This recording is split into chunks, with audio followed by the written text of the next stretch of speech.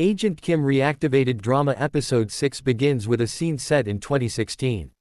We find ourselves at a hotel on Jeju Island, where Kim, who is there for an operation, recalls the instructions given to him by director Young. Young had explained that the US president's daughter was arriving in 3 days for a week-long visit.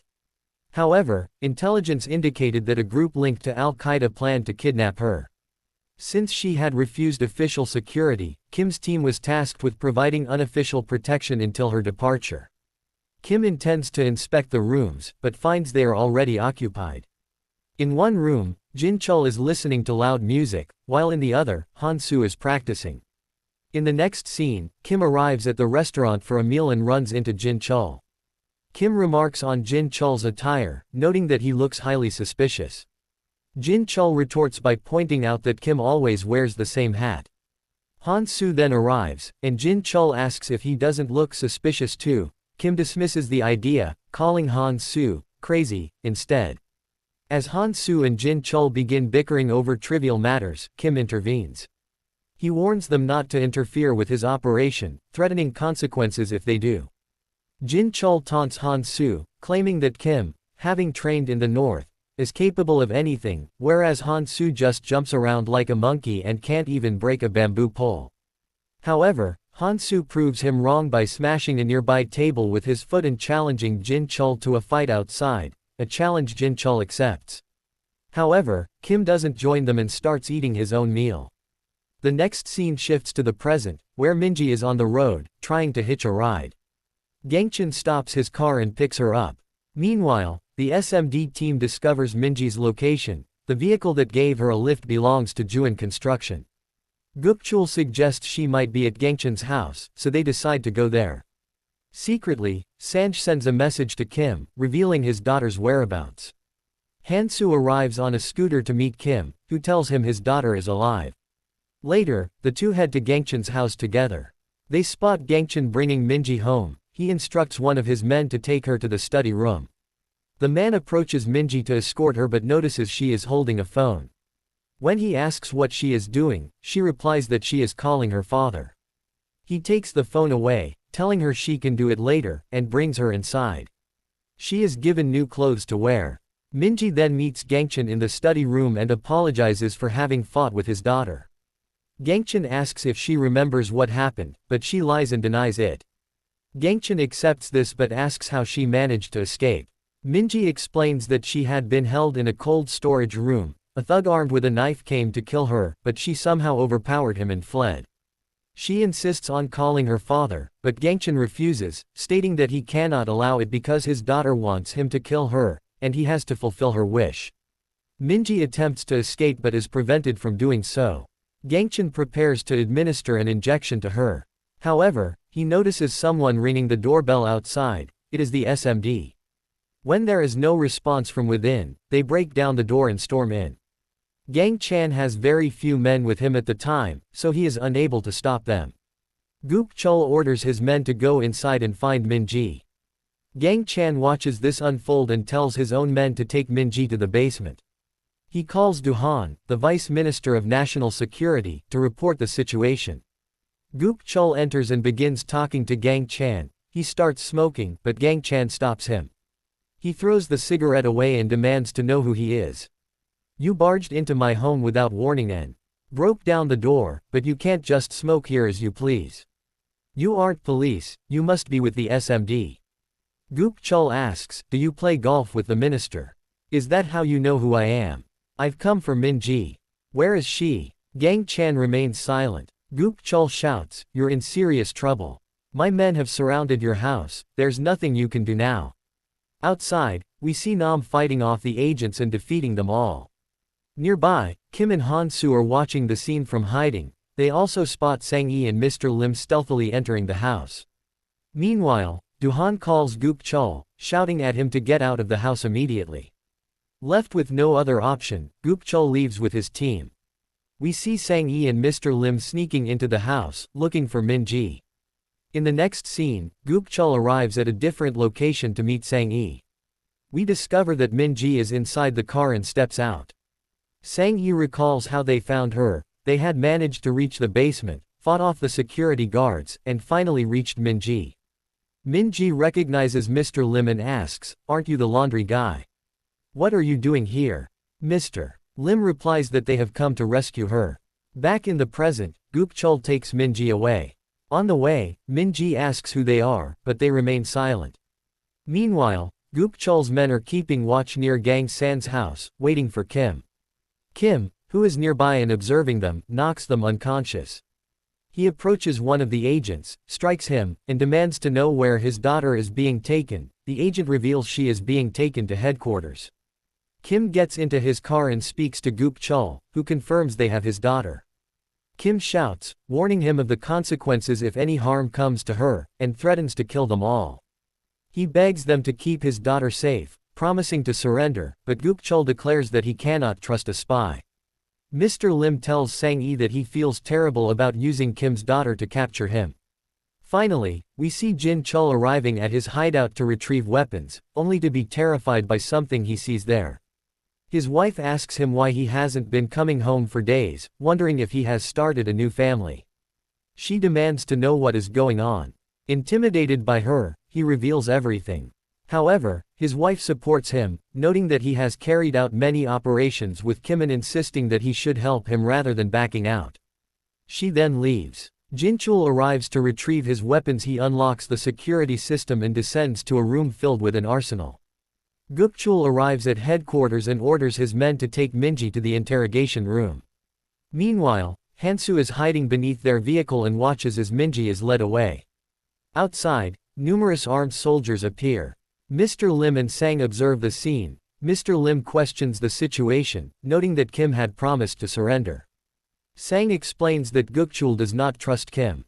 Han-soo knocks out a security guard, takes his access key, and enters the facility.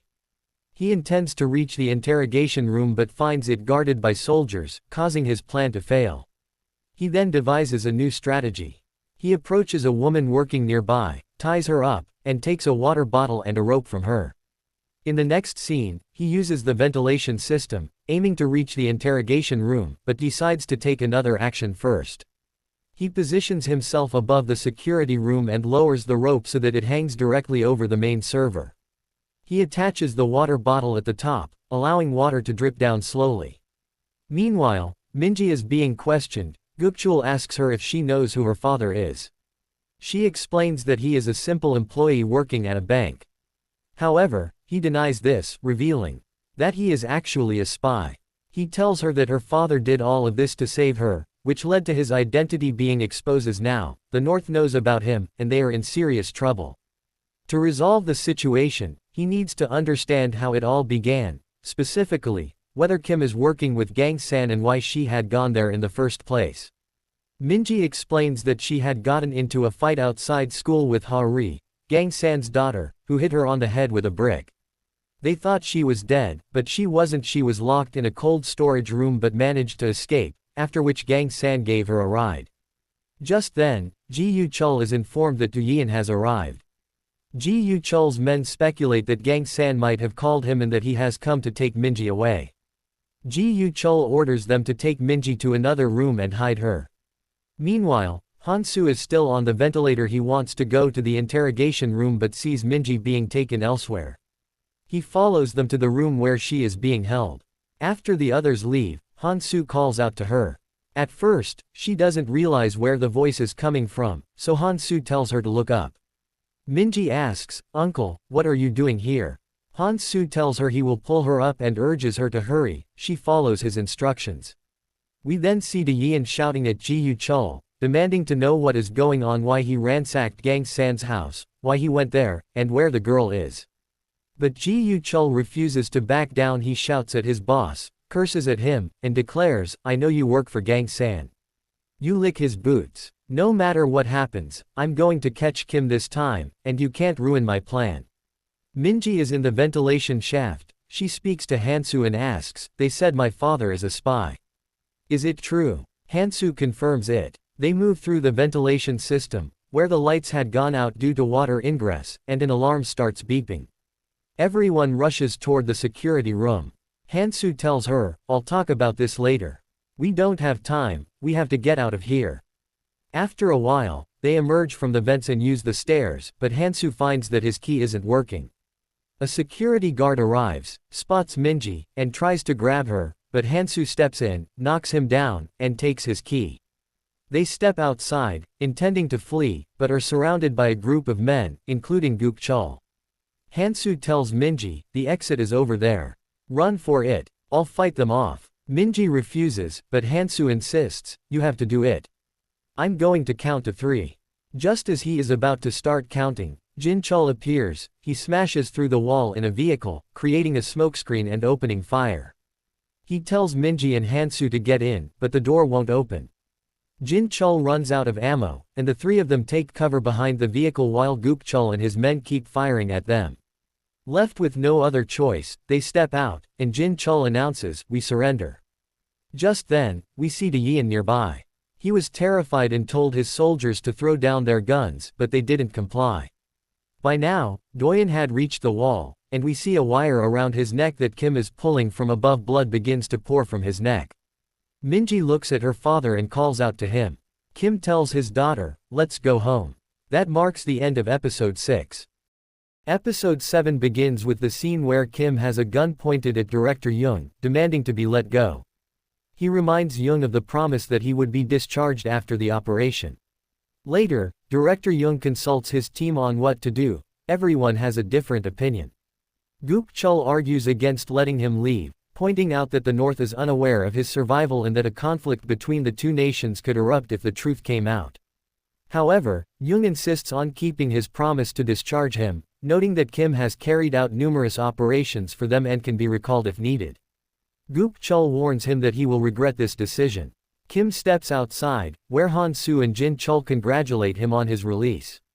They invite him to join them for a meal, but he declines. 𝗍𝗄𝗄, however, gives him some bread to eat. Kim tells them he will see them later. In the next scene, he visits a memorial site to speak with his wife, then goes to the hospital, where he holds Minji in his arms for the first time. We then revisit the final scene of episode 6. Kim brings Dae Joong out in front of everyone and threatens to kill her unless they drop their weapons. Initially, no one listens, as they are following 𝗍𝗄𝗄's orders, but after Dae Joong repeatedly demands and threatens them, they finally drop their weapons. 𝗵𝗁 fires shots into the air to intimidate them, but Minji gets scared and runs to hide behind her father. Kim asks, are you okay? I'm sorry I was late, but don't worry anymore. They decide to head home together. They intend to use their own car, but discover a flat tire. They ask 𝗍𝗄𝗄 for his vehicle, and he hands over the keys. However, 𝗍𝗄𝗄 has planted a bomb in the car and warns them not to move, or it will detonate. He activates it before they leave. Everyone gets into the car with Dae Joong and drives out. They head toward the assembly area, where Sang and Mr. Lim spot their vehicle. They step out and intercept them. 𝗵𝗁 tells Kim, your colleagues are right there. What should we do now? Kim instructs everyone to get out of the car. Sang asks Kim, you said you would surrender once you found your daughter. Have you forgotten that? Kim replies, that's not the case. I want to ensure my daughter's safety first. I'll surrender after that. Come to my house at this time, I'll meet you there. They start to leave, but on the way, they push Dae Joong out of the car and drive off. Although Kim is in the car, his attention is elsewhere. Minji speaks to her father, though he doesn't notice her at first. 𝗵𝗁 says, Minji is talking to you. Kim looks at her and asks, what happened? Are you hurt? Minji replies, I'm fine. Kim apologizes, forgive me for not coming to you sooner, but Minji says, it's okay, we're together now. Kim says, I'm hungry, let's go get something to eat. Minji remarks, who talks about food at a time like this? You really are my father. Kim asks, who else would I be? And she hugs him, though he soon notices her stomach rumbling. They then go to a restaurant to eat. However, we see that Nam is nearby and spots them. He calls 𝗍𝗄𝗄 to inform him that Minji is with them. He explains that they had attacked SMD 30 minutes ago and abducted Minji. 𝗍𝗄𝗄 asks who was responsible. Nam mentions seeing a man with the group and speculates that it must be her father. 𝗍𝗄𝗄 realizes this was a calculated plan. He wonders what the next move should be.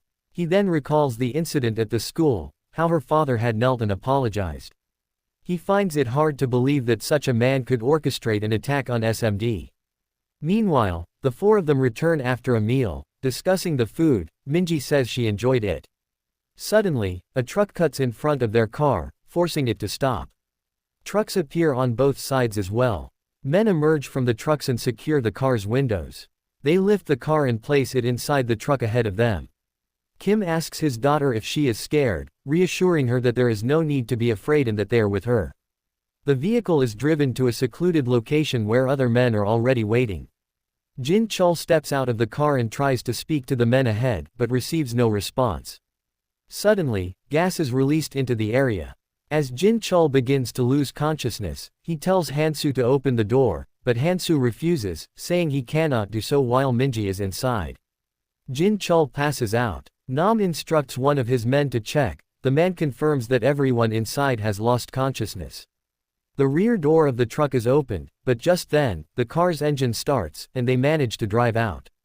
Kim and Han-soo break down the door and begin fighting the thugs. Nam is nearby, watching the scene unfold, but upon checking the vehicle, he realizes Min-ji isn't there. He enters the truck and finds Min-ji right in front of him. Nam had received orders from Gangcheon to bring Min-ji and her father to him while killing the others. Spotting Min-ji in the truck, he moves toward her. However, Jin-chul, who had been asleep, suddenly stands up. He takes a pill to snap himself awake and confronts Nam. Nam lands 2 or 3 punches, knocking him down. Jin-chul notices Min-ji nearby and tells her to sleep peacefully because it is cold outside. He then closes the door and starts fighting Nam, beating him severely. Meanwhile, Kim and Han-soo are also engaged in a fight. Nam orders his henchman to start the truck, and the man complies. Nam draws his knife and joins the fray. Seeing them taking Min-ji away, Kim rushes off, climbs a high cliff, and leaps onto the moving truck. Nam continues to fight Jin-chul but is completely overpowered. Jin-chul beats him brutally and delivers a final punch that knocks him out of the truck. As he falls, Nam wonders to himself what is happening, who is this old man, and how is he beating them like this? Kim reaches the driver, throws him out, and brings the truck to a halt near Han-soo, who is still fighting the henchman. All the thugs are dumped into a pit, and it is revealed that they work for Joon Construction. Kim says, "Alright, let's go see him." Meanwhile, we see Gang Chan talking to his daughter on the phone, telling her not to worry, he'll handle everything. She thanks her father. Just then, Gang Chan's secretary arrives and informs him of what Kim has done regarding their reputation. In the next scene, Kim arrives in his car. He tells his men to stay put, saying, "This is a matter between parents." He steps out of the car and faces a group of men, fighting them off. Gang Chan watches the fight from a window. Kim approaches Gang Chan. Gang Chan says, "You've ruined our reputation. I thought you might have set a trap, but I was wrong. You possess incredible skills. Let's make a deal. Work for me, and I'll pay you 100 million a month." Kim retorts, "What have you done for your daughter? You engage in dirty work and kidnapping. Aren't you ashamed to call yourself a father?" Gang Chan replies, "We're the same. You've killed plenty of people to save your daughter, too. I'm a powerful man, I can do anything. If I wanted, you'd never see Min-ji again." Kim says, "On my way here, I asked myself what I should do with you. Now I know." He grabs Gang Chan and starts fighting him. Gang Chan tries to strike back, but Kim is unfazed and beats him severely. Gang Chan even grabs a sword but fails to do any damage. He flees to save his life. He tumbles down the stairs and stumbles outside. Kim follows close behind, intent on killing him, and winds up to deliver a punch, but just then, Min-ji steps out of the car. She stops her father and tells him not to do that, to let the man go. Kim tells Gang Chan to apologize to his daughter. Gang Chan complies and adds that he is apologizing on behalf of Ha-ri as well. Min-ji says, "Fine, you and Ha-ri should come out in public and reveal the dirty deeds we've committed. Turn yourselves in." We then cut to Gook Chow, who was waiting for the bomb to go off. 4 hours had passed, yet nothing happened. The time had run out, but it turned out to be only a small bomb that caused no injuries. In the next scene, we see Director Young and the SMD team waiting outside Kim's house, ready to arrest him. Mr. Lim asks Sang what will happen now. Sang replies, "What else is there? One thing is certain, Kim will never see his daughter again." We see Kim inside the house, celebrating Min-ji's belated birthday. Min-ji asks her father, "The people outside have come to take you away, haven't they? This is all my fault, your identity must have been exposed because of me." Kim reassures her, saying that isn't the case. He then reveals his past. "I came from the north, but I fell in love with your mother here. When she was dying, she made me promise to leave my old life behind and live as a father, to take care of you. That's why I left everything else behind." Min-ji asks what her mother was like. Kim tells her she was just as pretty as she is, and shares a few other details. He gives her a gift he had bought long ago, telling her it is very expensive and she should use it with care. She hugs her father and begins to cry. The two of them then sit down to eat. Min-ji also gives her photo to her father. In the next scene, we see Kim stepping outside. He speaks to director Young, stating that his condition for surrendering was a guarantee of Min-ji's safety, and asks if Young can ensure that. Young tells him not to worry about it. He spots Sang-hee and Mr. Lim and greets them, then looks at his two friends who are asleep in the car. Although the officers want to handcuff Kim, Young dismisses the idea as pointless. Later, Kim is put into the car. 𝗍𝗄𝗃 asks his men why they are just standing there and orders them to arrest the people sleeping in the vehicle as well. This is subsequently done. As Jin-chul leaves, he speaks to 𝗍𝗄𝗃 and returns his wallet. Han-soo mentions that he bought a scooter using 𝗍𝗄𝗃's money, which is currently at Jin-chul's house, and tells him to go pick it up, saying it belongs to him. Afterward, the three of them are taken away. Meanwhile, Min-ji is at home looking at a gift. It includes a note from Kim wishing her a happy birthday. Elsewhere, we see Gang Chan with a lawyer, resolving to take action. The lawyer had secretly advised him to send his daughter abroad immediately. We see Golden Teeth arrive at his location. He receives a gift containing gold teeth, which he proceeds to fit into his mouth. Gang Chan appears to be with a minister now, handing over gold and discussing a plan of action. Because Sang had previously helped Kim, 𝗍𝗄𝗃 demotes him by one rank. Mr. Lim stands in front of his laundry shop and puts up a "for sale" sign. Han-soo and Jin-chul are in jail. Han-soo wonders aloud about Kim, how he is doing and if he is alright, but Jin-chul simply sleeps through it. Gang Chan is with the man, a North Korean spy, who had previously helped him. This man now provides him with food and medicine. Gang Chan watches news reports about North and South Korea on TV. Meanwhile, director Young is conferring with his team about what to do with Kim. Several officers suggest continuing to keep Kim under surveillance as before. However, 𝗍𝗄𝗃 points out that the North is already aware Kim is alive, adding, "I believe you will make the right decision this time." A vehicle arrives outside, carrying 2 or 3 men from the North. They go straight to Kim and inform him that he is being transferred, a standard protocol, and instruct him to cooperate. They prepare to administer an injection. Kim, however, is blindfolded and cannot clearly see who these men are. In the next scene, Kim opens his eyes to find himself in North Korea. Standing before him is a man we have seen previously, who welcomes him back home and states that he has several questions to ask him. The man heats up an iron object and holds it up. The episode ends there. Don't forget to subscribe to the channel, and please like, share, and comment on the video. Bye for now. Thanks for watching.